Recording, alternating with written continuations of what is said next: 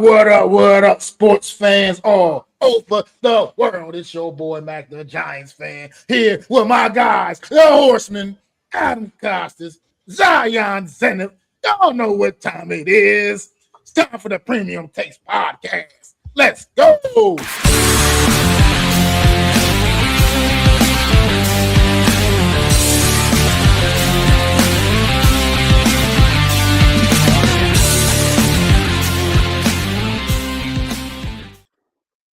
Thank you, Mac, for that amazing intro. Premium Takes intro back in your guys' lives, and Premium Takes host and co-hosts back in your life as well. As a wonderful Thursday afternoon. Thank you, everybody, for joining us as we trickle in. I know we had a short week, 2-week VK hiatus, what they call it. But that being said, we are back 2 weeks from the draft. Hopefully everybody's doing good today while we get into some Giants rumors, Giants things, and then focus mostly on the draft. As you guys see the background, Giants focused show today, talking mostly everything New York Giants related, also NFL as well. And trickle in, maybe, you know what we're going to do? We're going to trickle in little topics of the tournament winner in March Madness, maybe talk to Mac about, about 5 to 10 minutes about how and Adam too, because I know he's an avid baseball fan. How's things looking at the start of the baseball season? Playoffs is around the corner for basketball. That's when basketball actually gets fun to watch. But let's begin with rumors. Wouldn't be Giants fans if you don't talk about the biggest rumor is well, it's not really a rumor, but it's confirmed that Dexter Lawrence brought it to the media's attention, made it public that he wants to trade. I want to get the boys' opinions on that subject first, but before we do, I'm just gonna lay the landscape out. One of the best, if not the best, tackle in football. Over the last 8 years, absolutely has risen to be respected by every player. Not even hardcore fans, but casuals know his name. Maybe your person in your life that you never think of watching football knows Dexter Lawrence, and obviously his dominance on the football field. I think he's the most guy in the NFL right now that gets the double coverage and triple coverage. Dexter Lawrence there's not another human in the National Football League that doesn't have more hands on them outside of Dexter Lawrence and paws on the hands. But that being said, making as far as last time I checked, about the 11th to the 13th place on DT. I mean, when he's seeing all these guys getting paid, that is clearly worse. Not worse is not a word, but worse is not a word. But you guys below his talent, he kind of wants to be respected in his money, like we all do at our daily jobs. That being said, though, I want to get Mac's point on it first. What you feel about Dexter Lawrence? What do you feel like the Giants should do? I know we're always going to field phone calls for trades, not leave anything on the table. But let's go over to you, Mac, then pass it over to Adam. Let's go right ahead. Well, I think John Harbaugh said it best the other day, man. He said everybody's tradable. He said everybody's tradable. So, I mean, you got to at least listen to offers. Got to at least listen, because if the right offer comes, then, as much as I would love to keep Dex around, because I just love the kind of player that he is. And I think people are way too hard on him for having one down year. I mean, and honestly, it was a down year for a player like him, but it was still a pretty solid year for most players. Will still take what Dex was able to do even last year. So the reality is, you gotta listen to the offers. You gotta field the offers. You gotta think about it. I mean, it's just and as far as that goes, but yeah. But if we're talking about a trade, like I said, the conversation definitely starts at a first round pick. Like I said, point blank and period. When you look at what the Jets got for Kenny Williams, come on now. The conversation over Dex definitely starts at a first round pick. And go from there. Well said. Adam, if you were Joe Shane, what would you max your salary cap at? And if you was to trade him, what would you want? Well, for salary, I don't think he's getting more than $30 million, period.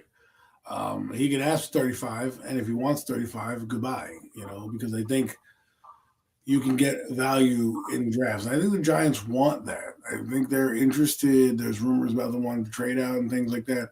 They want to build a team. If you look around their team, they have a lot of one-year players and a lot of young guys. So there's not a lot of veterans everywhere. Now, do I say get rid of your good players? No, I don't want to get rid of Dexter Lawrence. It's not me saying to get rid of Dexter Lawrence. However, business is a business. And, you got to draw a line in the sand where you're like, all right, what you could do is, if you're really smart, you said 3D chess, how about you say, look, we'll give you $30 million guaranteed with the escalators if you hit certain sack numbers to get to $35 million a year, right? To add incentives to the contract where you're not losing money. You're like, all right, well, we'll pay you, let's go 29.5, right? And if you hit 10 sacks, you'll get another $2 million. If you get another 10 sacks, so upwards of $37 million, right? So you're the highest paid defensive end or defensive tackle, but you have to hit certain incentives.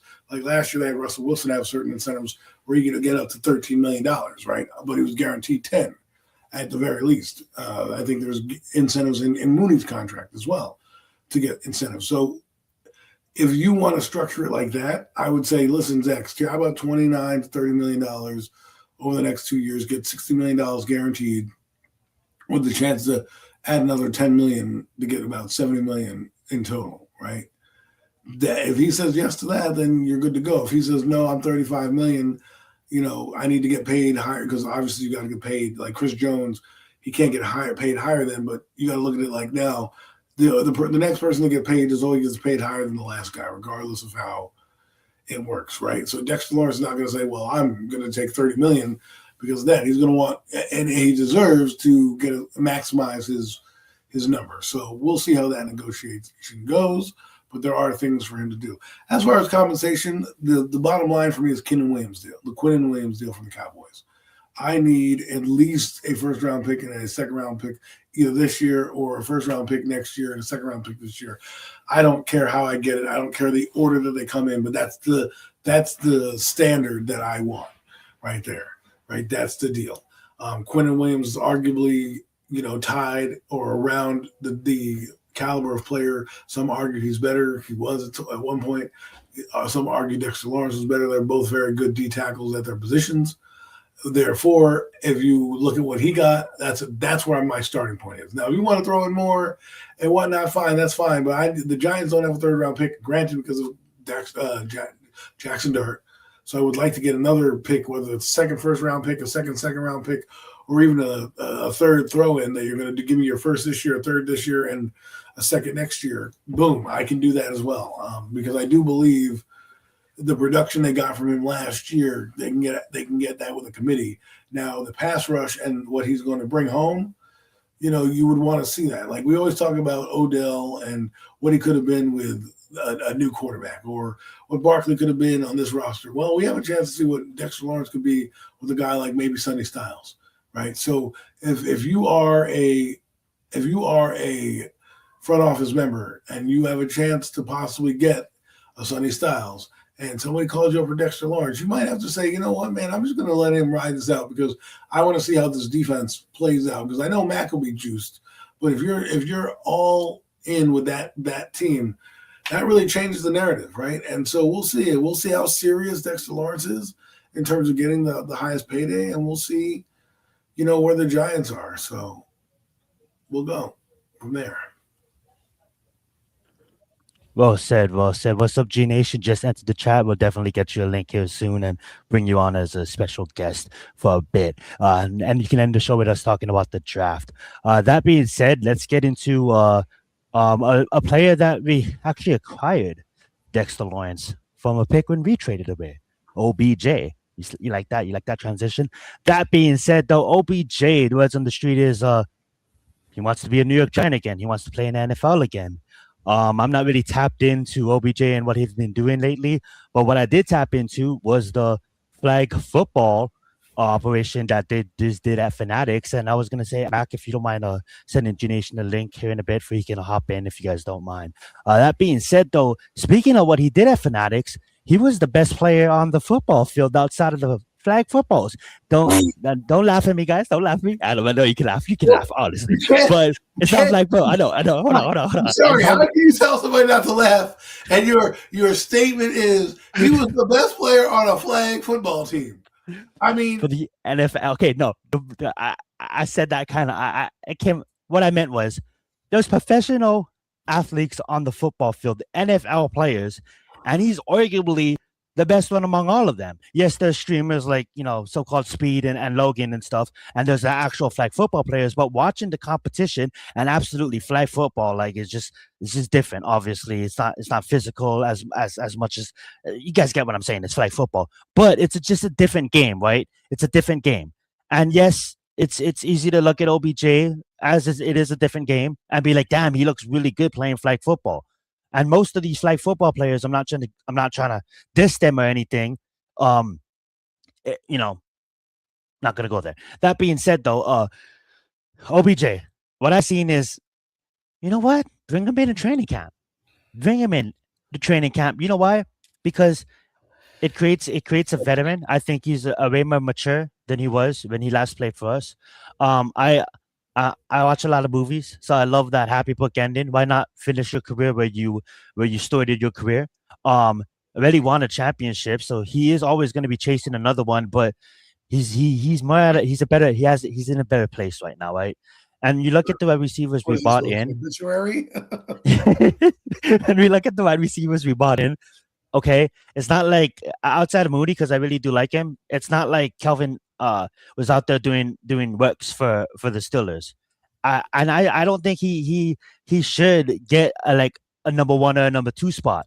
But if you do bring him in and say he makes the team, he can be that veteran in the room that can help these young wide receivers that maybe we draft maybe in the second, and so forth. Just be that veteran. Be that, hey, I was like for Malik. Look what he could do for Malik, because you damn know sure that Malik, all these guys, they looked up to that. All these LSU guys looked up to him, right? And when you come from the same university, that just creates like LSU type shit. You know what I'm saying? So that being said, I'm gonna pass the mic over to Mac. I want to get his thoughts on OBJ. Then I want to remove this widget so we can see our brother Lou, and then we're gonna get your thoughts, and then we're gonna pass it over to Lou and get his thoughts on both Dexter Lawrence and OBJ. So go right ahead, Mac. Thoughts on OBJ. I'm not saying number 3, not even number 4, but just the body in training camp. Go right ahead, Mac. A wasted body. I've said a lot about OBJ, and look, all he do is, man, look, mentors. But are we looking for mentors right now on this team? Not for a roster spot. Right now these roster spots are valuable, bro. And played with John Harbaugh in Baltimore. He did. John Harbaugh. He did. He did 14 games and he got 500 yards, 500 and some yards. I love him. I love everything he did. I don't want to sound like I'm coming down on the guy because I love OBJ. I got his Rookie of the Year plaque. Got the hat. OBJ catching the pass in Dallas in MetLife against Dallas on the brim. I got that on the brim of the hat. You know what I mean? I'm a fan. I got another hat. Shit, I might got it right here. See, look what that right there say. That say Beckham Jr. 13, baby. Beckham Jr. Look, I love the guy. I do. But I don't think I want him on this football team now. Not the OBJ that he is now. I mean, do I gotta just keep doing this? I'm sorry. I gotta put it up there again, man. That's real to me. That's what are we really adding there? That's him trying to figure out his second half of his career, and now that he's no longer playing, he misses it. Maybe he comes back rejuvenated. Look, I know. Now that we found love, what are we gonna do? Look, I know he's a great athlete, yeah. But at the same time, he's on PEDs. He's not the guy that we're used to seeing when we see him in that uniform. He's on PEDs. He's not going to be that same dude. He's not going to be close to that. I mean, it just is what it is. I mean, I even listening to him talk. He says all the right things. Like, I know I'm not coming to be nobody's number 1 receiver. I'm just, But you're not even going to be 2. A foot ornament? Like, what are we talking about? You're not even going to be 2 or 3 either. So it's like at that point, like you mentioned earlier, Adam. Once you're lower than that on a depth chart, brother, you need to be contributing on special teams, and pretty sure you ain't signing up for that either. So I as cool as it would be if for like just that fan perspective. Sure, OBJ, yeah. WWE, we bring back the old guys. As far as like football, like serious business right now, serious New York Giant business, I just don't see it. I just don't see it being a good move right now. If he wants to contend on playing still, wish him the best of luck. Just go do it somewhere else. And yeah, I mean that's just all. I mean, that's it. I love the guy, but just we don't need that right now. We're building something different here in New York. So, well said, Matt. Go ahead, Adam. We're basing OBJ's evaluation off a flag football game against scrubs. I mean, no. We're basing it off of what we seen, the vintage of the catch. You got to look at the vintage of the hands catching the paws. You get what I'm saying, though? That's what. This is the problem with if OBJ's running routes, you have to respect them. You know what? I heard the team's gonna have to put someone on him that frees up space. I'm gonna call up Michael Strahan. Hell, we need a running back. I'm gonna call up Ahmad Bradshaw. I think Braden Jacobs looks like he's in fucking shape. Maybe I can put a helmet on him too. I mean, what are we gonna do? When is this going to end? This fucking, this bringing back Giant. What's a Giant? Oh, it's a Giant. Kiss my ass. All right. This guy looks desperate. He looks like he's on the corner of a street corner and said, "I'll do whatever it takes to get some crack, man." I want him to keep it PG, but if you know what I'm saying, he will do anything, get on his knees to be on this team. That's what it looks like. All right. He's giving a handy to John Harbaugh under the table at the owners' meetings. Like, what are we talking about here? Shit. Care that OBJ wants to come back. Okay, that's what we're talking about here. Oh, well, we had a great conversation. What, you have phone sex? What are we talking about? I don't care about OBJ coming here. As for our fifth receiver, why do I need that guy dancing around doing nothing on the sideline? I know the Giants don't have cheerleaders, but God forbid OBJ is the first cheerleader. I mean, we need actual cheerleaders. I don't need a guy coming in here trying to resurrect his endorsement career because he left and went to Cleveland and hasn't seen a commercial since he's left the New York Giants. Okay. And he had a great Super Bowl that did nothing for him. It didn't parlay him any other money because he blew out his fucking knee. And then he was so great that he had to take fucking PEDs he was suspended for. So he was suspended and not one person brought his ass in. So now we have to be the one that's like, oh yeah, bring him back, bring him through the door. He could be a fifth receiver, be a mentor. Mentor for who? Who was he mentoring? Darius fucking Slayton? You know who Darius Slayton can mentor? He's like, hey man, I got another spot on the bench for you if you want to steal money from the Giants. I've been doing it for the last 5 years. This is how I do it. You can join me on the bench. He does nothing. If you tell me he's coming in to play punt return and kick return, okay, maybe I'll entertain the idea.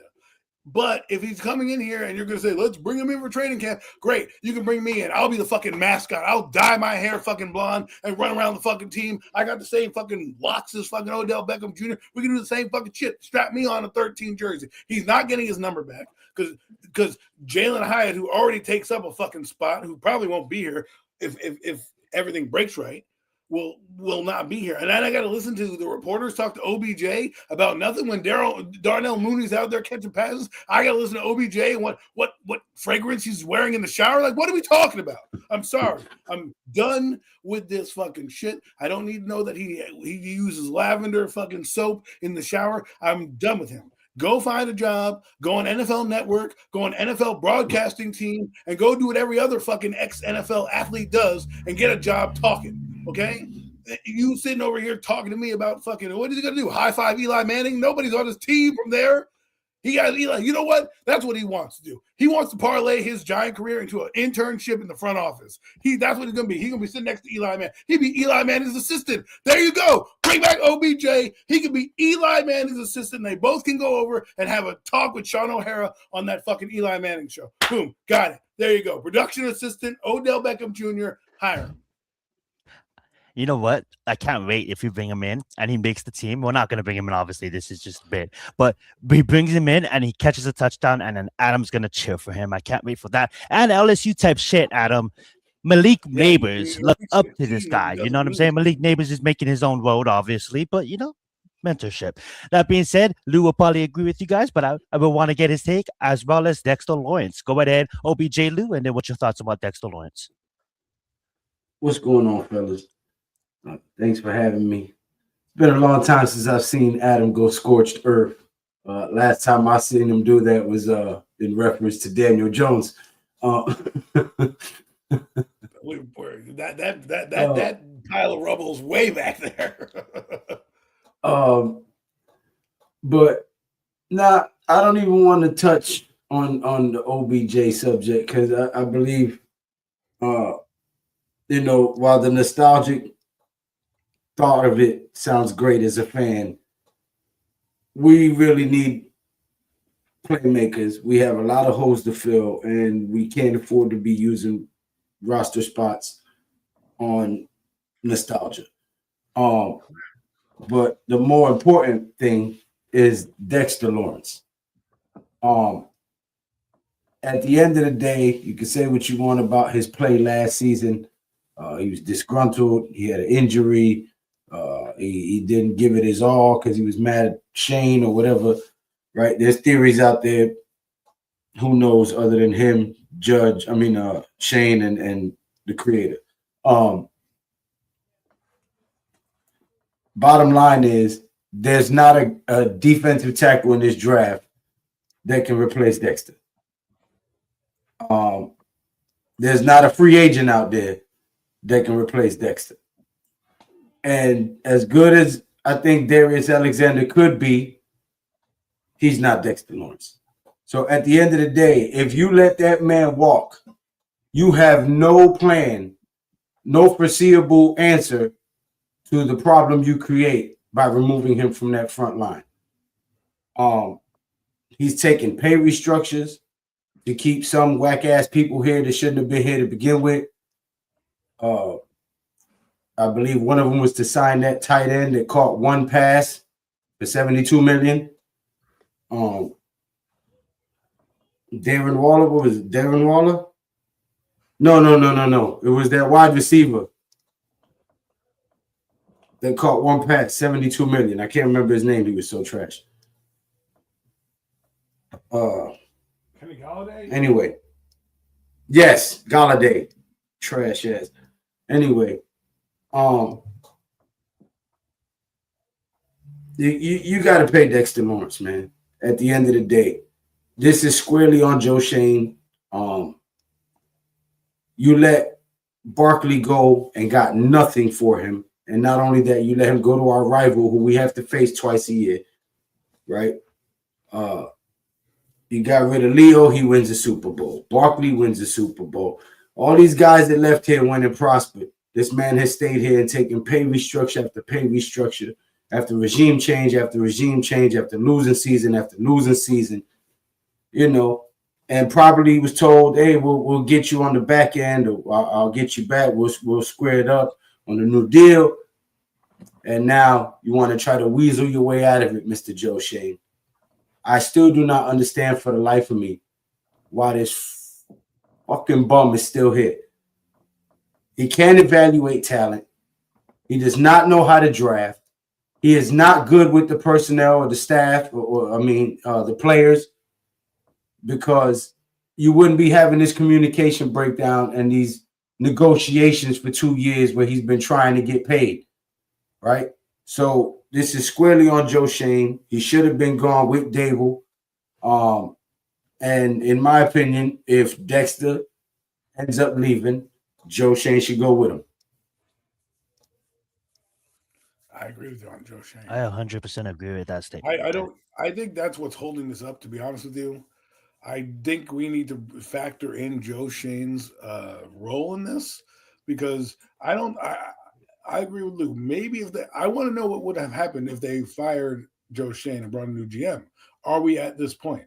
Do we get to Dexter Lawrence saying, I want to trade? Or does he say that day one? Like, that's what I would want to know. Because if he's deemed disgruntled because Joe Shane is doing what Joe Shane does, being a hoe, okay, and do hoe things. They call him Ho Shane for a reason, right?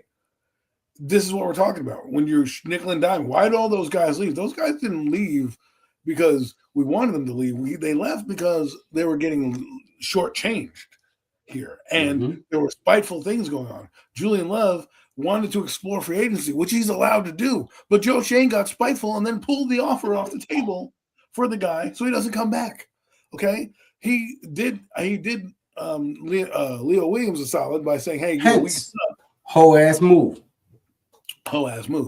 right?" McKinney, same thing. He didn't want to pay him as the highest paid safety. What did that guy go and do? Went and be an all pro. You didn't want to pay an all pro safety who you basically he basically gets into an accident on the ATV, right? Comes back, understands that he needs to have a good season, and probably there's agreement in place saying, "Hey, man, you come back, we'll revisit this," and then you shortchange him. There's a reason why Joe Shane, or I'm going to call him Ho Shane because somebody coined that term, right?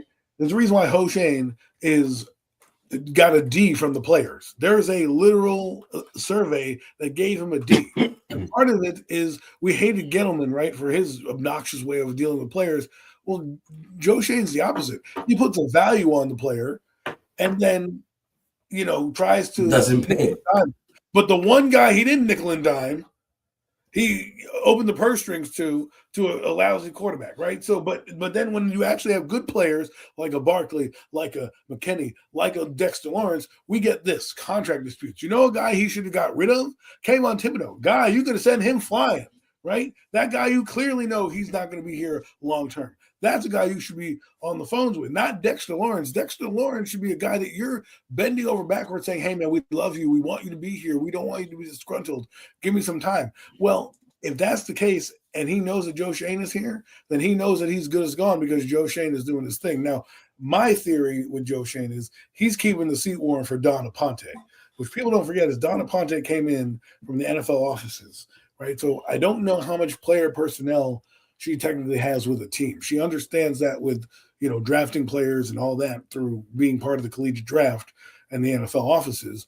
I think what he's doing is kind of being you have a trainer at your job when you know that person's leaving and they only got like a few weeks left, but they have to show the other person the ropes. That's kind of what I think Joe Shane is doing here. Getting through the draft, getting through this free agency period, and then they're going to be like, hit the road, Jack. Shit, I don't even want him affiliated with none of that. I'd rather take Aponte a few mistakes on her first draft without his influence than him have any of his fingerprints on anything. He's a bum. Well, it allows you to have her two-bit hack. It allows you to have her be shielded, right? Because I agree with you. Let her make her mistakes. I get that. But at the same time, if the mistakes are made, she can be like, this wasn't my thought process, right?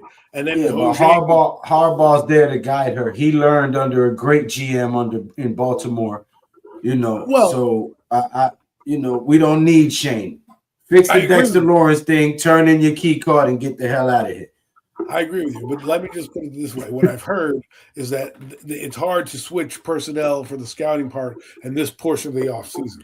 Right. So that's the only reason I'm saying that he's probably keeping the seat warm, because the scouts that she wants, she can't pluck from other teams yet because they're in the middle of this off season. And a lot of them can't be. I got moved, you. Right. So that makes sense. Yeah.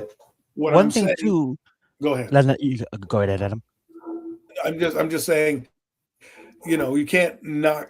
I don't want Joe Shane here as much as the next guy, but I think that's what they're trying to do. Is like, you've never been a GM. This is what the GM duties are. This is how things are handled. And then when he fails and they don't bring him back after the draft, or they don't renew his contract and they let him get expired, guess what?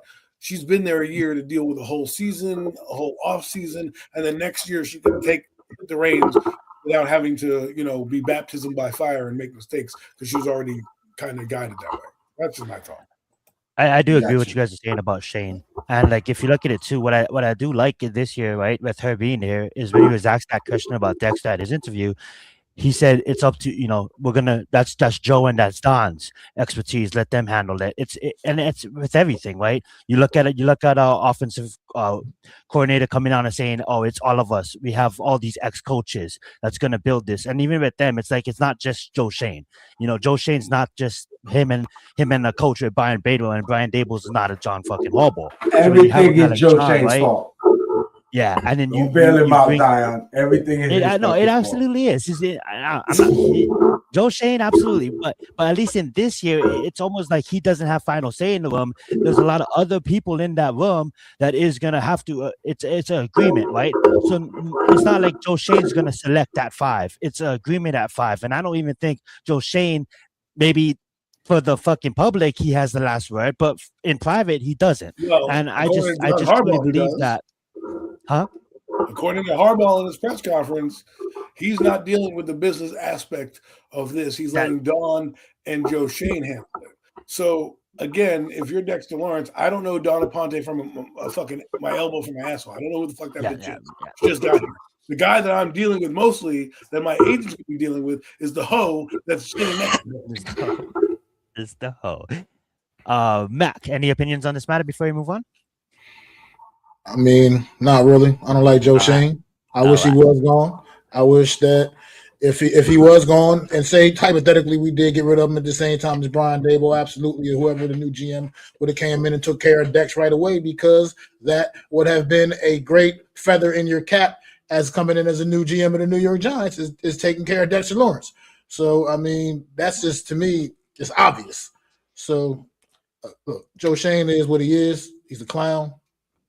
Perhaps I'll play devil's advocate again, though. I mean, like I get all three guys. I agree with all three of you guys. But at the end of the day, I mean, like Leak, you look at Cam, you look at Dort, you look at, like it's fucking. Then you look at Barkley, right? So yes, that's more bad than worse. But and yes, he's probably going to be out of here rather than Listen, having enough Malik Neighbors. I mean, like, what are we talking about? You could have drafted Malik Neighbors. You could have drafted a Bill Carter. This is not hard shit. True. But you look at guys like Josh Azudu. We have to bring back Evan Neal to save face. I mean, that's when it's just debate. A lot of the 100% agree on that. Fatty picks. I'm not just going to give Jalen Hyatt. I mean, yeah, that guy's still on the roster now. Like, the pain of Slayton. The pain of Slayton. Flott go, right? You let Wan'Dale Robinson go. Those are guys you drafted. And you let Barkley go and you re-sign fucking Slayton. Yeah. And Hopkins. Who's not even your draft pick. What the fuck are we doing? And Slayton's the reason why we couldn't keep Robinson. Not want to get into Robinson. Good luck in Tennessee. And we're moving on.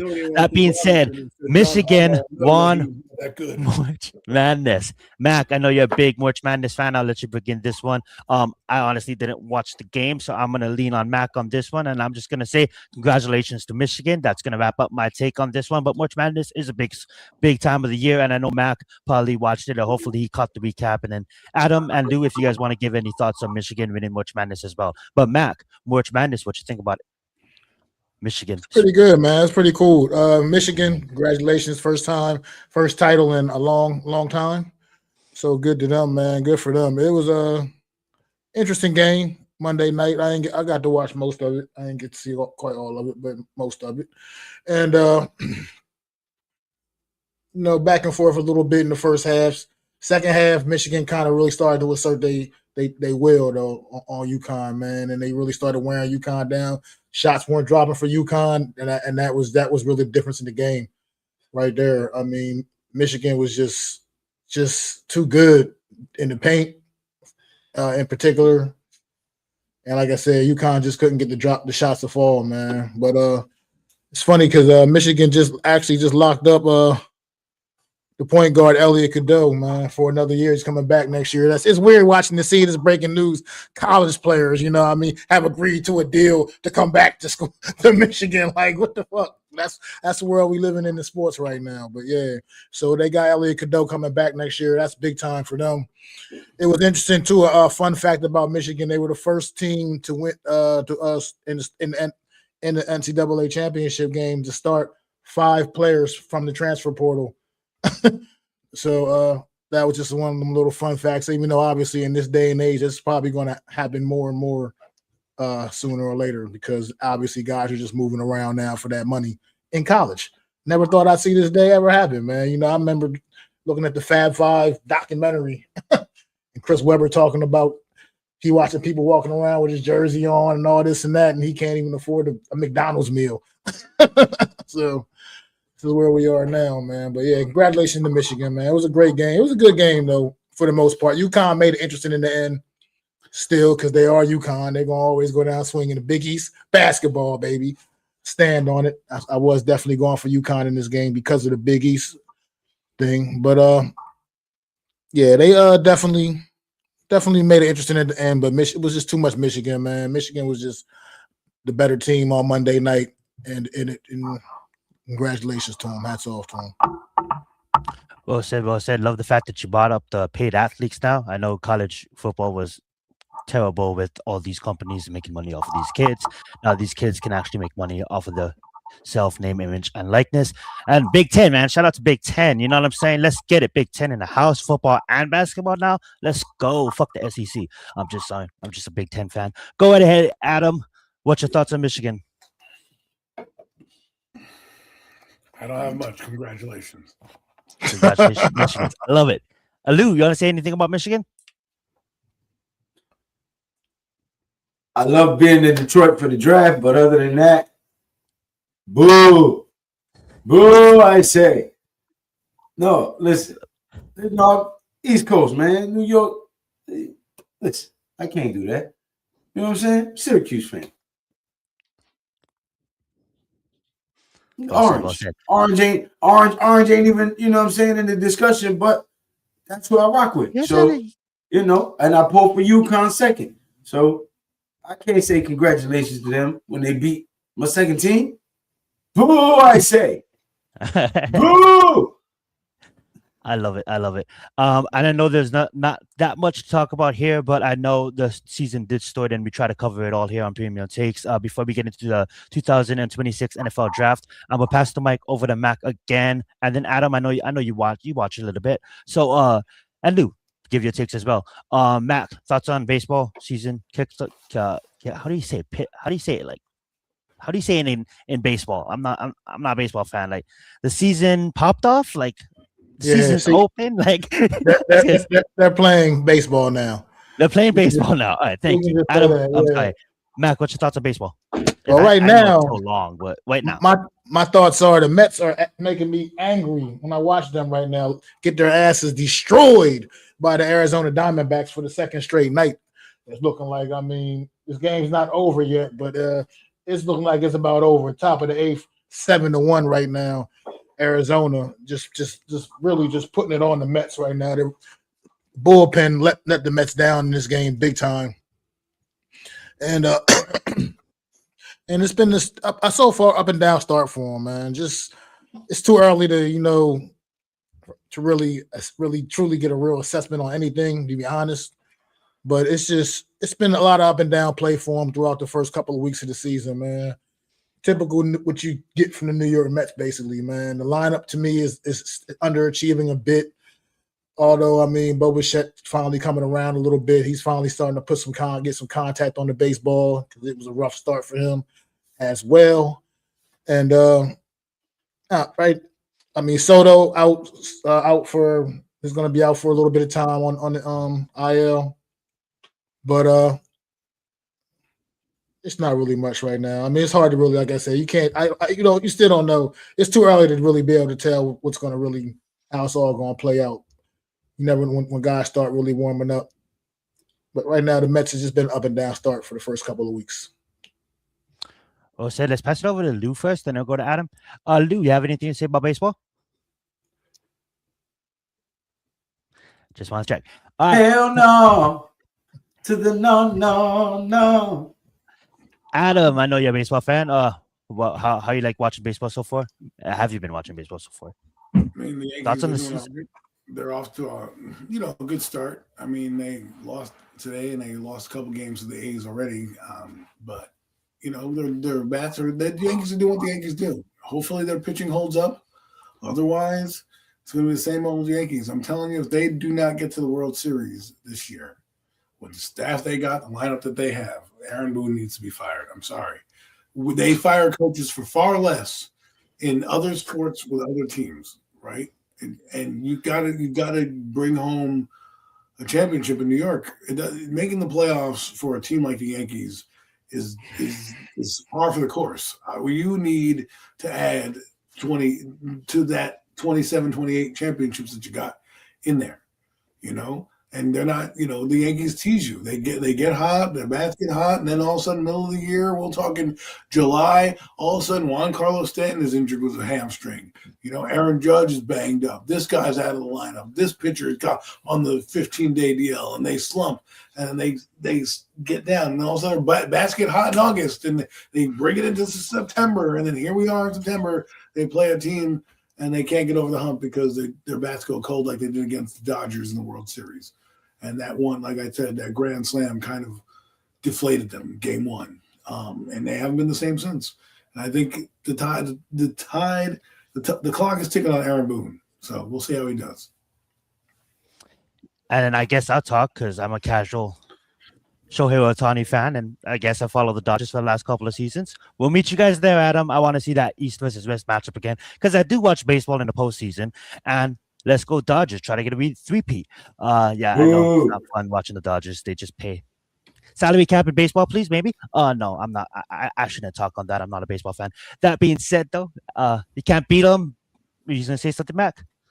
I was going to say, no, you're too late for a salary cap in baseball. It's like that shit's shit. That ain't happening. That ship has sailed. That being said, guys, let's open up discussion about the draft. 2 weeks away. I know I know Mac and Lou have been heavy giving their opinions on their respective channels. Adam, let's get your opinion. Oh, I'm sorry. Go ahead. I was gonna say my bad. I apologize. My bad. I'm just a little. No, I want to talk about something about the number 5 pick right now that I want to talk about and why it needs to be Sonny Styles. Why it needs to be Sonny Styles? Because you cannot afford to let what's going to happen if we don't take Sonny Styles number 5.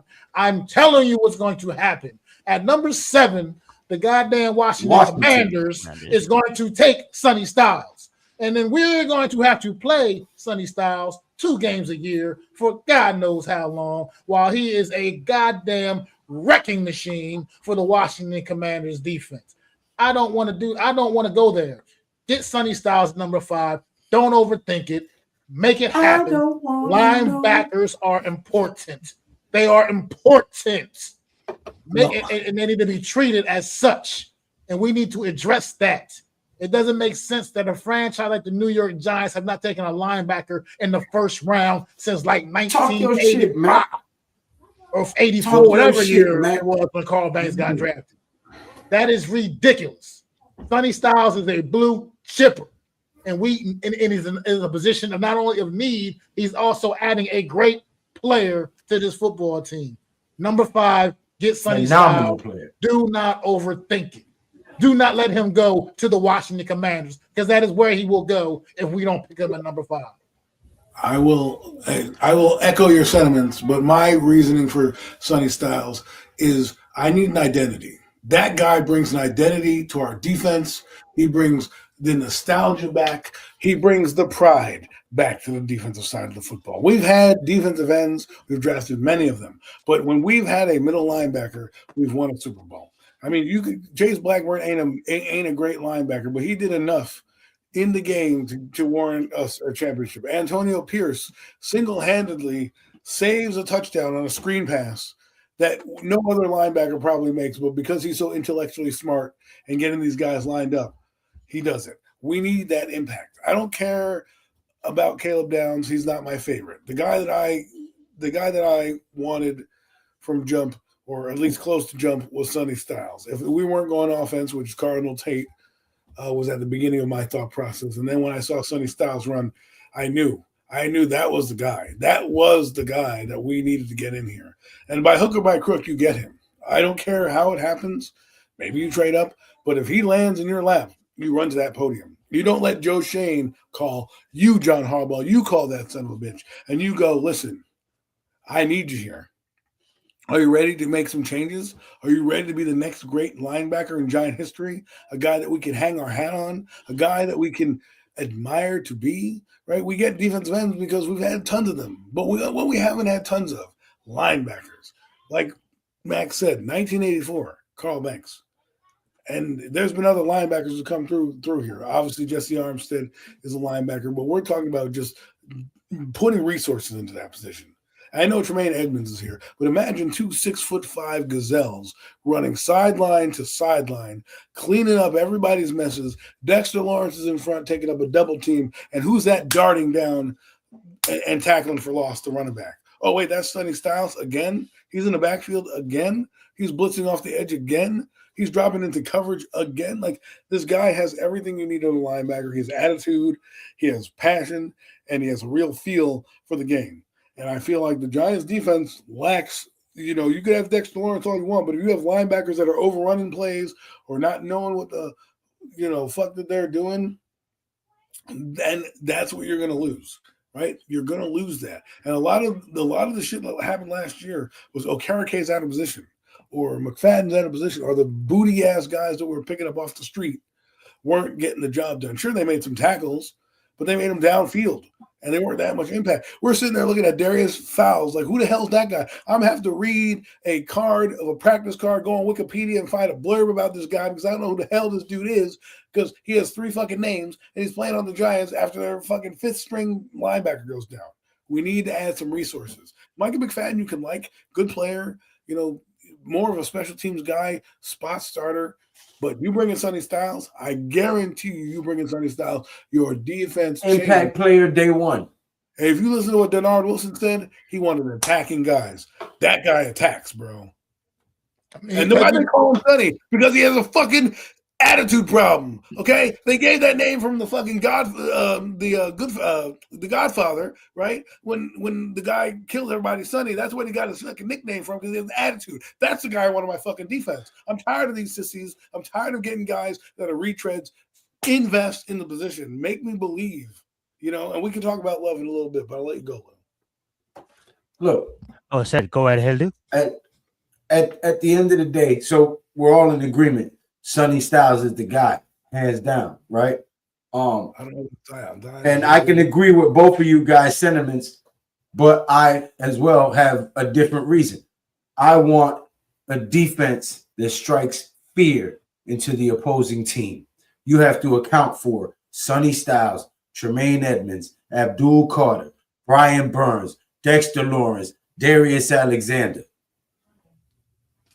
Now, if our secondary can cover for 2 to 3 seconds, it's a wrap. You can't do nothing against this defense with that lineup. I'm sorry. A healthy Dexter Lawrence, a Darius Alexander who takes that second-year leap, Brian Burns, Abdul Carter, that front four sounds very fearsome. You add Sonny Styles and Tremaine Edmonds to that, bro, you got problems. I don't see why you don't grab a guy like Sonny Styles, and bring him to the New York Giants. We have been at our best historically when we've had 4 major linebackers, right? Or 2 edge rushers and 2 linebackers, which outside linebacker, edge rusher, basically the same position minus a few intricate details, right? So when we were at our best historically, our 4 Super Bowls, we had 4 dogs. Bring that dog in here, green dot him, and let him run that defense. I mean, obviously not year 1 unless he's that damn good, which I believe he is.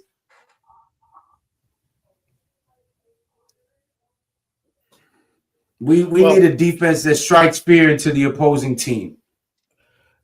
And he's the guy that can do that. I just love what the defensive coordinator said. And if we're going to let him have a little bit of a say, right? Because, Joe Shane and that guy, they've always drafted for Wink Martindale. They got Shane Bowen here. I like what this guy says.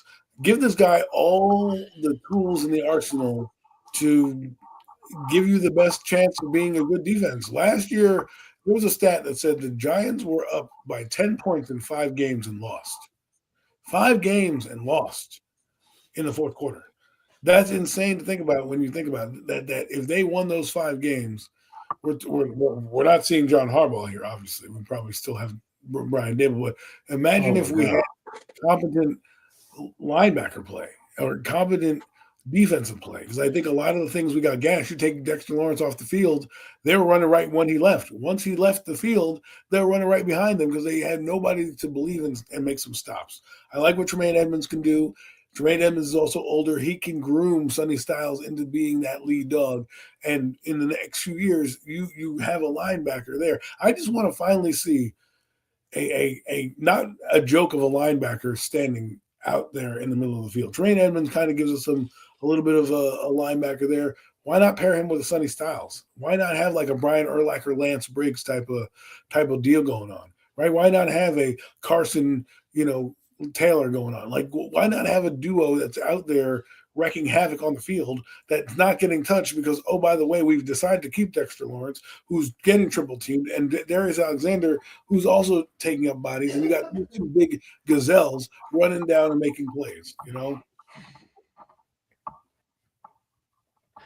Well said, all of you guys. I love this open conversation about Sonny Styles. As we move on, we're gonna do this same technique for the next people we talk about. I absolutely love Sonny Styles. Early on, I have three people I really do love. Love being one of them. And Sonny Styles, as I was big, you guys know how I feel about Caleb Downs. Don't even gonna go there. But focusing on Sonny Styles right now, one thing I look at him, basically a machine. You look at Ohio State over the last couple of seasons, because SC fan. We're gonna do it next year. Just watch, gotta slide in the Trojans. You know what I'm saying? Oh, my offense gonna be so good. But focus. Looking at our Big Ten, looking at the ops, right, and seeing Ohio State. I mean, like, I can't stand Ohio State. They're just good everywhere. And Sonny Styles popped out when I looked at him. Every time I watched Ohio State, I looked at Caleb Downs, watching Jeremiah Smith, of course, but focusing on defense, focusing on Sonny. Intelligent football player. His wingspan is impressive. Highly dedicated. When he sees something, he goes for it, and he's never out of position, really. Obviously he's gonna make mistakes, but one thing I noticed too is like one stoppage, right? When this team has been bad at stopping the run, and when you put him behind Dexter and behind this line, what Big Lou just said, blockers they can't hold him. He is gonna get there and he's gonna stop the run game, and I absolutely love seeing Sonny play football, and I will absolutely be ecstatic if he's a New York Giant. This is my concern, though. We got the Jets and we got the Cardinals. And if you look at the draft and how it's playing out, the lineman position is not that deep. And when you have someone like a machine like Sonny right there, when you look at the edge position, it's super deep. There's like 10 edge rushers marked in the first 2 rounds. So that's what scares me the most with Sonny is we got the Jets and we got the fucking Cardinals right in front of us, and I wouldn't want us to go up and trade up to get Sonny. I want us to get him at 5. And that's my next concern. Moving on, let's talk about Jeremiah Love. I would absolutely love me some Jeremiah Love, but the problem with Jeremiah Love that I'm having is we got the Titans, and a lot of people's not saying this, but I have Love going to the Titans, and just the past couple of days, I'm thinking the Titans don't really have a O-line. Why is nobody mocking O-line to the Titans, right? Everybody's mocking Love to the Titans. Why is nobody mocking an O-line to the Titans? And that's what I kind of want to happen, and how this draft plays out, right? I'll give you guys my number 1 pick later on in the future, whether it be Caleb down to Love, but those are the 3 that we all want to talk about right now. And when you look at Love, it's almost as if if he's there at 5, would we take him? Now, if Sonny and Love is there at 5, Caleb, Sonny, and Love, fuck it, I'm gonna give it to you guys right now because we're talking about him. If Caleb, Love, and Sonny's there at 5, you take Styles. You take Styles because thought about our secondary, thought about our defensive coach that we brought in. What is his specialty? He coaches up the cornerbacks, the safeties. He's gonna know how to coach these guys. And when you hit Sonny in the middle, I hope that fucking the Jets and the Cardinals take an edge and take your Reeveses and your Reefs and that other guy is slipping my mind right now, the Orville Reese and that other guy. And let's focus back on Love, though. What's your thoughts about Love, Mac? Sorry, I was all over the place. I mean, he's a hell of a player. He's dynamic. I wouldn't be mad if that's the way they went. I'd be a little more shocked and perplexed, but I wouldn't be mad because he's a phenomenal football player. And I know we'd be getting somebody that's going to bring something very dynamic to this offense. But I'm content on what I want. And what I want is Sonny Styles. And at this point in time, it's no more even thinking about it. It's no up in the air. It's Sonny Styles for me. That's what I want. And that's what I will be absolutely the most happy with. We'll be on live watching while the draft first round is on. So we'll see what's going on that night. But I want to see Sonny Styles as the pick. At this point, that's just what I want. That's my guy. Go ahead. Sorry. No, I was just saying that's my guy. That's point blank and period. But Jeremiah Love's a hell of a player. If they did go in that direction, I'm not going to be upset about it. But I'll just be Sonny. I love that. Go ahead, Helu. Not only that, right? You got to think about where we are as a team. So last year we put up 30 points a few times, right? So we can obviously score. Our problem is not that we can't put points up or that our offense can't move the ball, right? So we have a fullback, we have Cam Scatterbo, we have Tyrone Tracy, we have Singletary, we have a running team, we have a running game, right? We're trying to figure out what we're going to do with this offensive line. I'm praying that they get it right for once, Jesus Christ. But at the end of the day, what we've lacked is, as the conversation earlier, we had 5 games that we had fourth quarter leads and we lost, which lets me know that our biggest problem is the defense. We need to address the defense, particularly stopping the run, okay, and creating a pass rush. You need more playmakers. I wouldn't go get a running back when we need to address defense, because we didn't have a problem scoring. We had a problem stopping the opposing team from scoring on us.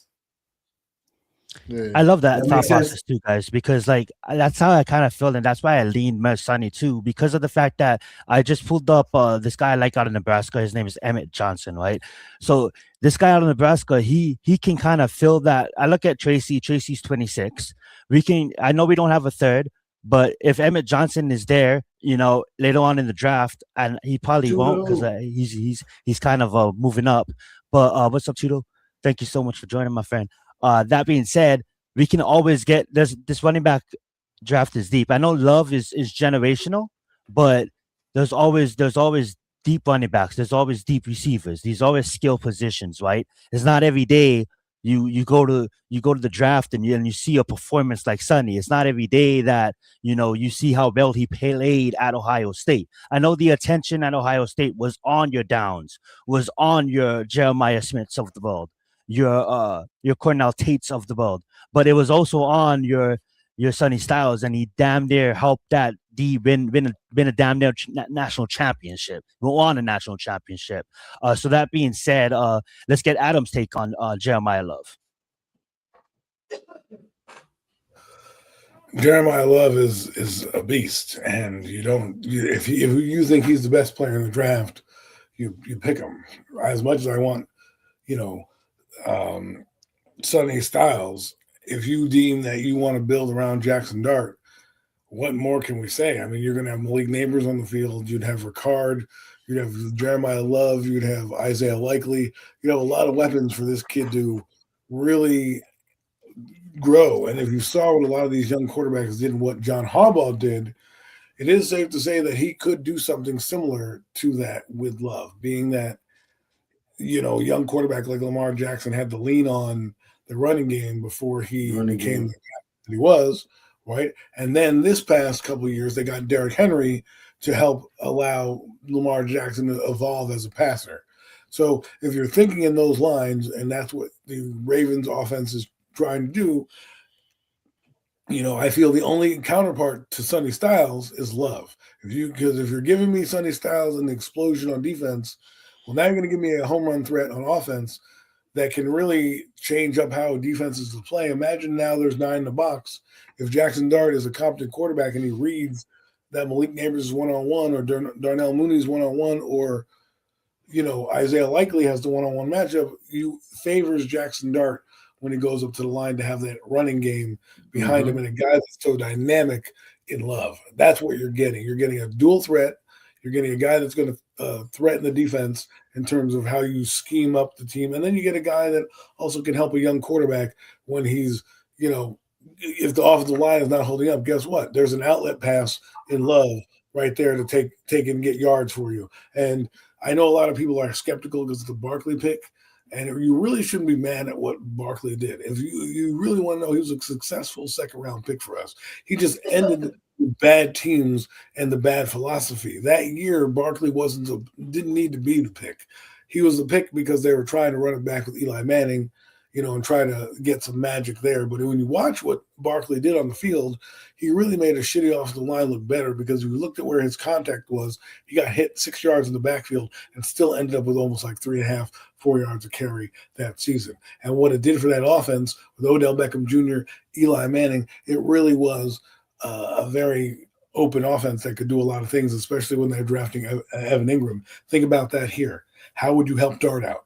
Right now, I like Cam Scatterbo. Tracy is 50-50 to me. I think he's a little overrated, but Cam Scatterbo and Tracy, those are your two backs right now. They don't strike that much fear into teams. Scatterbo might, because he might wear you down a little bit.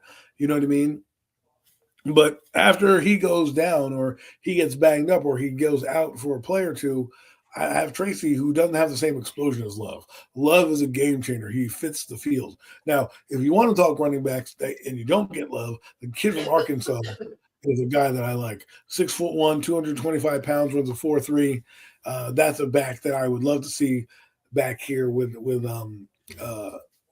Jackson Dart. I really think you have to figure out how to build around Jackson Dart, whether that's an offensive lineman, whether that's Jeremiah Love, or taking the best defensive player to take the ball away to give that kid another chance. That's how you have to play this draft. Well said. He's talking about Mike Washington Jr., I believe, out of Arkansas. That being said, though, let's move on.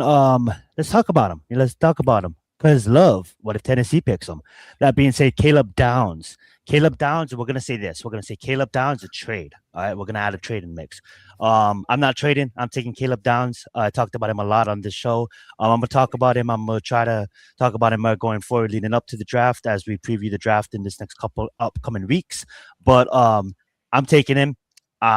I'm drafting him. I think he's generational. I think he was the heartbeat. He was the not signal caller, but he was the gel that put that Ohio State defense together. I know there's concerns about his injury. I think he's ready to go. I know people don't like how he approached the combine, how he approached his pro day. At the end of the day, bro, you know you're going. Here's the thing, though. Here's the fun fact: safeties don't really go that high. Safeties don't really go in the top 10. So that's why I added the trade in the mix. So are we taking Caleb Downs if both Sonny and Love is not available at 5? Or are we going to trade back? And you guys can add Delane from LSU, that cornerback, in the mix as well. He's pretty effective. So are we taking either Delane, Caleb Downs at 5, or are we going to trade? Right over to you, Mac. Well, respectfully, I'm not taking Delane. I'm just not. He's not. Yeah, he's not number 5 overall pick in my opinion. Downs a trade. But Caleb Downs is also another interesting talent, man. He's another guy that will come in and be impactful immediately, right from the door. He's going to be a difference maker on the defense. He could be a leader back in the secondary. I mean, I can't. There's nothing really negative I can say about him, but like I said, like I keep on saying, I'm gonna just keep saying the same damn thing. I want what I want, like a spoiled little kid at Christmas. I want Sonny Styles. That's what I want. And at this point, as we're a lot closer to the draft now, I'm locked in. That's what I want, is Sonny Styles. I mean, my mind is made up. If I'm making a pick for the New York Giants, his name's already on the card. I'm just waiting for it to be able to make it official. You know what I mean? Like, that's just what I want. Caleb Downs is a great talent, though. So once again, if that's a direction the team was where to go in, I got no beef with that pick, man. I mean, I think he would also come in and just immediately elevate the New York Giants defense, man. So absolutely. Go ahead. Trade. I like Caleb Downs, but I wouldn't pick him at 5. Is my thing. If I can trade back, maybe with New Orleans or Cincinnati, something like that. New Orleans has the 8th pick. Cincinnati is like 10th. I would pursue something like that. And try to get an additional pick, maybe in the 2nd or 3rd round, and hope to get him there. In that trade, move back and still acquire him that way, rather than reaching. Because as you know, we don't have a 3rd round pick. So that would be my window of opportunity to try to drop back a little bit, get some more draft capital, and add some more value within the top 100 to get some guys on this team. Well said, well said. Adam, I believe you said your trade. You can have the mic though. Let's talk about it. I'll trade like what Lou said. I believe like Caleb Downs. I love whatever you want to say. You can like him a lot, but you can get Ed Reed was drafted in 24 in the first round, right? Kenny Phillips was drafted later on in the draft. We can get good safeties later on. Kyle Hamilton was 14th in the draft. So what does that mean? Maybe next year when the Giants are in the mid-range, they can get a safety of the same caliber, the same ilk that can come in and contribute. Right now you have some decent safeties in Holland. You know, you still brought Tyler Newman in. You brought your guy from the Ravens in. You brought Pinnock back. I'm not saying those guys are going to be exponentially better than Downs, but I can survive with those guys. What I can't survive with is Micah McFadden, right? Like that if I can get a Sonny Styles, I'm immediately upgrading the position. When I have Caleb Downs and I have an idea, let's say like Bain is on the roster, right? And he's still there. And the team behind us, I forget who's at 6, wants Bain. And like they said, Kansas City, right? Why not trade or make a move to get extra picks in here? Because if I don't get an extra third, give me an extra first, give me an extra second. I just want another pick to have in the top 100 to build our team. That's how you get good, getting picks, acquiring more. Granted, I'm not saying that Caleb Downs not going to be a Hall of Famer. Maybe he is. And maybe I'll look back at this pick and say, I was wrong, but the last safety I do recall that was picked in the top 5 was Sean Taylor. And that guy was an absolute stud. There was nobody, when they picked him, he was amazing out the gate. And I'm not saying safeties can't do that, but if you look at the track records, you can find guys deeper in the draft still be good safeties, especially with how they play with 3 linebackers, 3 corners. If it was a cornerback that was higher up, like if they liked Masur at that, I'd flirt with that idea just because a cornerback has more value than a safety. But if I can get Mansour at 8 or 9 or 10, I'll rather do that and say, you know what, I'll work with the guys I signed here, right? Holland and Rubin and a couple of those guys, and I can survive with those guys going forward. What I can't survive with is Deonte Banks on my team. So if I can get a guy to replace him and things like that, those are to do. So if Caleb Downs is there and someone's calling you on the phone telling you that they're going to give you like Kansas City 9 and 29, or another team's going to move up, well, I'm doing that. That gives me. I want to ask you a question, Adam. Go ahead. So if you had to cut one and keep one, right? Deonte Banks and Evan Neal. That's loaded. That's not. We got to think. We got to stay. Come on, we got a thing. Which one is staying? It's not going to be right. It's not going to be fair. He's going to say Deonte Banks. He's going to say Deonte Banks because Evan Neal is his guy. Evan Neal is his guy. That's a great question. I can't lie. Because he's vying on Evan Neal to have an all-pro type of season. Don't hear. If you haven't noticed, folks, Mac and I have an ongoing bet between the 2 scrubbiest players on the team, Deonte Banks and Evan Neal. It's a race to make the roster. Now, I think Evan Neal is going to come in here and be an all-pro, and you're going to be eating. Yeah, I heard you say that about a month ago, and that shit is hilarious to me. Bro, okay, he's going to be sitting there, and you're going to be looking. Did you see his workout videos? Did you see those workout videos? My God, he's working with LaCharles Bentley. Get on the Evan Neal bandwagon. I don't even see Deonte Banks' fucking videos. That guy's probably at all these videos. Now you sound like Zion talking about flag football. Did you see Odell Beckham playing flag football? Did you see Evan Neal? Yesterday, when the New York Giants coaches were talking yesterday, I didn't hear Matt Nagy bring up Evan fucking Neal. I didn't hear him mention Evan Neal's fucking name. But Mr. Kennard, he definitely mentioned Deonte Banks' name. He was actually talking about Deonte Banks while doing his presser. Be a bench player. So I'm just saying. The reason it's different than the flag football thing is I'm tongue in cheek. Zion is serious. Okay, he's serious. It was a bit, Adam. It was for the content. I'm not that serious on OBJ. It was a bit. It was for the content, Adam. He wants to bring him in after that catch. He saw that OBJ catch, and he had a wet dream, and he was like, I need to bring back OBJ. I know Evan Neal's probably not going to make the team. I know Evan Neal's probably not going to make the team, but for shits and giggles, I'm getting on the bandwagon because for every other shitty player that I've never supported, I'm going to support the shittiest of the shit right now. And if he doesn't make the team, great. But if he does, man, there's going to be a lot of clip stuff going around. I'm going to look like a genius, but I'm also going to have egg on my face because Evan Neal, I can't trust. To be honest with you, I can't trust Evan Neal. Okay, I can't. He has a shitty work ethic. I can't trust. I have a better chance of Josh Azudu making the team, who at least went up to John Harbaugh and was like, "Please don't cut me," than Evan fucking Neal. Okay, he went up to John Harbaugh and was like, "Hey man, I talked to Josh Azudu. Evan Neal's over there being on a silent treatment. I hope he comes in angry."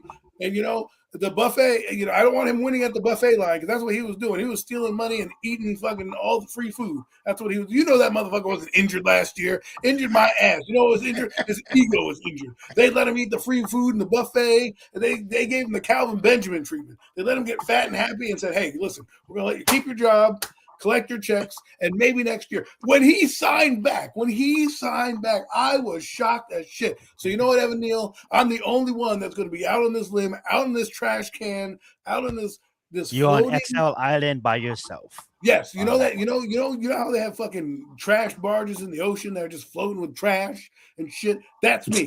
I'm on the Evan Neal trash island right now, okay? And I'm by myself. And if it falls through, I'm going to get eaten by the sharks. But if I make it to land, anyway, all by myself. This time I've chosen it. I wasn't exiled. I chose to choose the trash. Redemption Island, should it be called? Before I was on an island because I was exiled from the fan base, and they put me on that island. This time I chose to get on the shitty island. Yeah, how crazy would it be for real?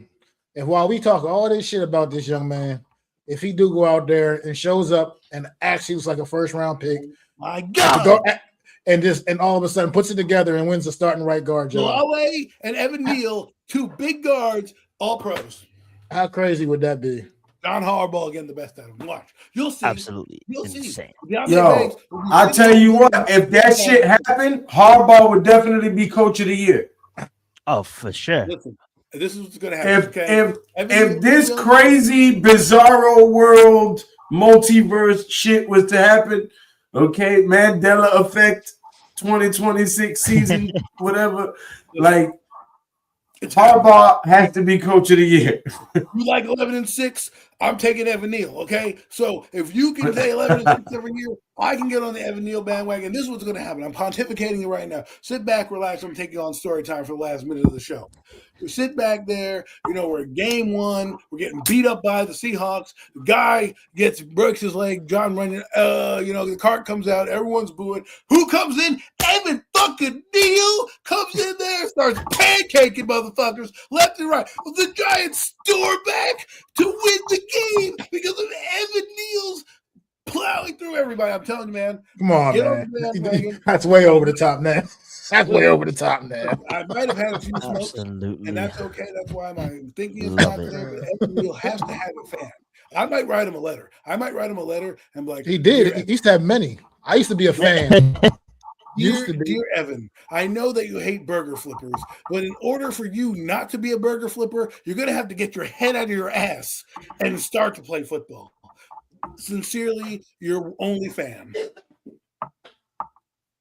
Evan, oh shit! Pause on the OnlyFans. I said fan, not fans. I know you're only nobody's fan. paying for his subscription. Okay, I'm sorry. Evan Neal can't moonlight as a porn selling my home picks for $4.99. Yeah, well. Alrighty, let's move on. We're gonna do one more final question, then we'll move on to mock draft real fast, and then we'll get out of here. Let's start with Adam. Say we trade back. Say in a hypothetical world, we trade back. Say we pick a receiver in this hypothetical world. I have 3 names for you. I don't. You can explain why, but you could just give me a name, whatever you guys want to do. Let's start with Adam. I got Makai Lemon, I got Cornell Tate, and I got Tyson. Who do you got, Adam? I'm taking Cardinal Tate. I just like the way he moves. If you're drafting by helmet, which you shouldn't do, you have two guys who you hope that you get, right. You can either get a Jackson Smith-Njigba or you can get a Marvin Harrison. Well, guess what? I think he's more of a Jackson Smith-Njigba, a guy who's got silky routes, can go over the top. And the Giants do technically need a receiver. Right, Malik Neighbors is not going to be clear until later on in the year, and I would like to get somebody in here who can work with Malik Neighbors, like while they're both young and both have a young contract. Because Mooney may not be here next year, Calvin Austin may not make the team this year, and we don't really have that much depth. You bring a guy like that, I think you can help Dart. So I've been in love with Tate since the jump. I'm going to stick 10 toes down with that guy. Absolutely love it. Lou, did you hear the question? You want me to share my screen? Yeah, no, share my screen. I got you right here. Alrighty. So you got Lemon, Tate, Tyson. I like the Concepcion right there as well, too. That guy's a dog. Say we trade back, say we take one of those big three. Who you taking? So I want to give you guys a little breakdown on these guys, right? So Let's get it. I can actually click in here. Makai Lemon, who's 5'11", 192 pounds, runs a 4.5 as a receiver. Okay, and he's very small. We know that Isaiah likely is going to take most of those slot receiver type reps. So I wouldn't get him Makai Lemon, right? Although short receiving, 93, intermediate routes, 94, deep threat, 96. Okay, so not knocking him, just a little undersized for what I believe the Giants need a receiver for. So we'll look at Cornell Tate, 6'2", 292 pounds, runs a 4.5. This is measurables. Short receiving, 90. Hands, 93. Intermediate routes, 96. Deep threat, 96. So again, 6'2", still not the big body receiver I kind of want the Giants to have, but still a lot better than 5'11", right? So Cornell Tate would definitely be one of those guys that I would be looking into. Jordan Tyson, a little too slow, but you got other guys down here. Chris Brazzell, you know, and he runs a 4.3. 6'4", 198 pounds, runs a 4.3. Now, short receiving, 85, hands, 83. Ugh, never mind. Intermediate routes, 89, deep threat, 90. But that 83 on the hands, I don't know about that, buddy. I need a short-handed receiver. So, coach, right now, it looks like it would be Jordan Tyson or Cornell Tate. It would be between them two guys. And out of between them two, who would you take? Say if the Giants trade back and we take a receiver, is it going to be a Tyson or is it going to be a Tate? Tate. Taking a Tate. So we got two on Tate, and absolutely love the sharing of the screen. Lou, that was very nice of you. And we got to see a lot of things that you usually don't see if you don't know how to look these things up and gain knowledge by watching Premium Takes and subscribing to G Nation Talking Sports. That being said, though, Mac, who do you got? Tyson, Tate, or Makai Lemon? Say we trade back, say we get a receiver. Well, I'm taking Tate because he's a beast. I mean, he's savage. Okay. Proof is in the pudding. You watch him on Saturdays, man. That guy, he's just a great talent, man. And I think he is the best receiver in this draft. I think people are trying to talk themselves into some of these other guys being better than him. Look, there's some good guys. I mean, Makai Lemon he's a good talent. I mean, Casey Concepcion, he's really good. I mean, these guys are good, but they're not Cornell Tate from what I've seen from all of them. They're just not him. and you can never really go wrong. I mean, I know Adam said don't judge the helmet, but it's proof is also in the pudding. You don't seem to be able to go wrong with an Ohio State receiver. I mean, they're just right now. They're lighting up. They're lighting the NFL up right now. Ohio State wide receivers are absolutely lighting the NFL up. The kid from Tampa Bay last year saw what he did. I mean, Marvin Harrison's not quite what you especially maybe necessarily thought he was going to be quite yet, but still time for him to grow.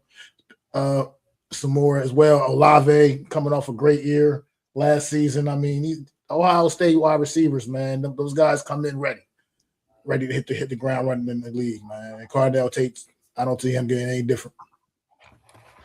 I love it. So we got three on Coach Ed. What's going on, fellas? Absolutely. Coach Ed in the building. Alex in the building.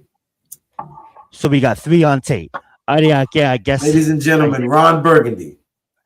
I guess that's my nickname. I guess I'll play devil's advocate. I'm not biased, please. I'm an SC fan. I watched every single catch that Makai Lemon has made. Makai Lemon is the best wide receiver in this draft class, not by 4. Now, Tate is him. Tate is NFL ready. Tate is going to go out there and do his things. But Jeremiah Smith was the best wide receiver on the Ohio State team. So I'm not saying that he freed up space. Tate is going to do big things in the NFL. But Makai Lemon is going to do big things just as well. And I know that Cornell Tate kind of fits our need more for the Giants. But I would love to see a SC Trojan come out here and do big things with Leak. I mean, like, this guy is a dog. This guy has breakout speed. I don't need to go into detail on how much times I was cheering his name when he was just taken to the house. Now, this kid's young. I know some people don't really like the way he talks, but this kid is him, bro. And I seen Peter release his draft today, and he has the Rams taking him. And oh my God, dude, that's such a Sean McVay move.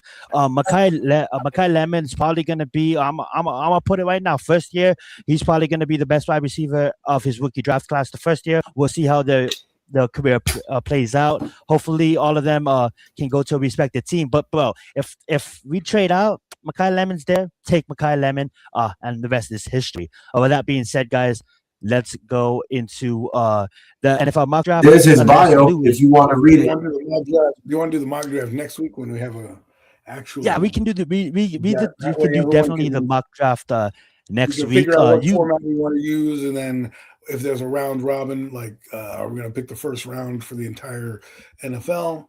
And it'll give us time to give us some prospect to dive in. That's absolutely facts. I love that idea, Adam. And I don't feel like doing popcorn reading right now, but I will highlight some of the things it says right here. 36 receiving yards and 41 touchdowns across his prep career. This guy has 26 catches for 1,044 yards, and the guy's Polynesian, so shout out to my Polynesian brother. Y'all can't see it, but the Hawaiian flag is on my wall. And monopolize the time, huh? My God. Hey guys, we're gonna close the show right now. I'm gonna say, hold on, bye-bye. Definitely a dog. That being said, though, let's wrap this up. I know everybody on the East Coast got to go get some rest, get some dinner in their bodies, and I got to do another podcast with my homie Raphael. Lou, you're more than welcome to join us on that one too. If you want to talk about the UFC 327, Mac, if you want to come on as well, we can have a roundabout on that as well. Just hit me up and I'll let you guys know. Y'all have my number. That being said, we want to just say thank you, Big Lou, for coming on the stream today. Please stay, don't leave yet. We just want to say thank you, bro. And you guys will see him on more often as we move up into the draft. And he's going to be our special guest that we was talking about on about a month and a half ago. And we'll love to have Alex on. We'll love to have Coach on. Bookends, anybody else in the chat, just message me and I'll try to get back to you guys on Twitter. And if you guys don't follow me on Twitter, I don't want to do shameless plug. But figure it out. I'll find a way. That being said, I forgot my Twitter handle. That being said, I'll pass it over to Matt. Let's end the show.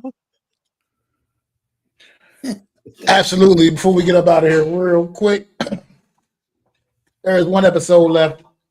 I'm going to talk about it again on HBO Max. This show, DTF St. Louis. If you ain't been checking it out, I don't know what the hell you've been doing for the last 6 weeks because the show is absolutely crazy. Still don't know exactly what the hell's going on. One episode left. I think I might have figured it out, but I'm not sure because the shit is that crazy, man. Jason Bateman, the dude that played Hopper on Stranger Things, man, they did a great job with this one. This show is absolutely nuts. Looking for something to watch. HBO Max, man, check it out. DTF St. Louis, man. It's wild, man. If you like them little brain teasers trying to figure out, it's great the way they did it, man. It's awesome. But thank y'all for tuning in to another edition of the Premium Takes podcast. I am Macdagiantsfan, your new voice for the New York Giant fan, and Zion Zenith, Big Lou, Adam, man. Throw them fours up for our guy, NYG Jeffy T, man. He's still right here with us, man. No matter what, he's always going to be here. But this has been another edition of the Premium Takes podcast. Like, subscribe, and we'll see y'all next week.